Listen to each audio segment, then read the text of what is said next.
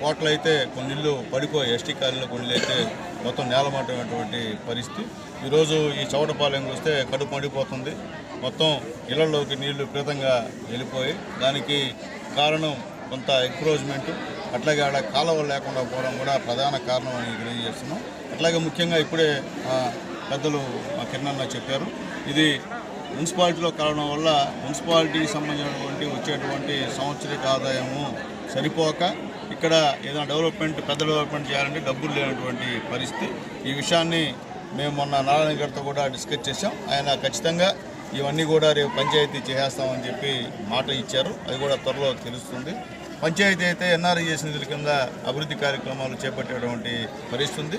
అయినప్పటికీ డబ్బులున్నా డబ్బులు లేకపోయినా మా కమిషనర్ గారు ఇక్కడ మొత్తం చెప్పినప్పుడు గ్రావెల్ మొత్తం చాలా రోడ్లకు తగ్గించిన విషయాన్ని కూడా ఒకసారి గుర్తు చేస్తున్నాం. అలాగే లైటింగ్ కూడా ఎక్కడ అడిగితే అక్కడ లైటింగ్ ఇచ్చేటువంటి కార్యక్రమం కూడా మా కమిషనర్ గారు చేస్తున్నారు. ఉదయం నుంచి కూడా 4 గంటల నుంచి కూడా మా కమిషనర్ గారు, మా ఎంఆర్ఓ గారు వాళ్ళ ఇరువును కూడా ఇక్కడే ఉంటూ గూడూరులో ఏమేమి ఎక్కడెక్కడ ఇబ్బందికరంగా ఉంటాయో అన్నీ కూడా పరిశీలిస్తున్నారు. అలాగే నిన్నటి నుంచి మా సబ్ కలెక్టర్ గారు, మా కలెక్టర్ గారు, అట్లాగే ముఖ్యంగా మా ఎంఆర్ఓలు, మా పోలీస్ డిపార్ట్మెంటు, ఇరిగేషన్ శాఖ వాళ్ళు, అలాగే ఎండిఓలు అందరూ కూడా ఇళ్ళకి పోకుండా అక్కడే ఎవరెవరు సంబంధించిన ఎంఆర్ ఆఫీస్లో ఉండడం, ఎక్కడైతే ఎఫెక్టెడ్ ఏరియాస్ ఉన్నాయో అక్కడ పోలీసు పహారా చేయడం ఉన్నటువంటి కార్యక్రమం కూడా డిఎస్పీ గారు పర్యవేక్షణలో జరుగుతున్న విషయాన్ని కూడా ఒకసారి తెలియజేస్తాం. ఎందువల్లంటే ఈరోజు ఎప్పుడు లేని విధంగా ఇంతమంది ఈ విధంగా అన్యాయంగా ఉండడం చాలా బాధాకరమైన విషయం తెలియజేస్తున్నాం.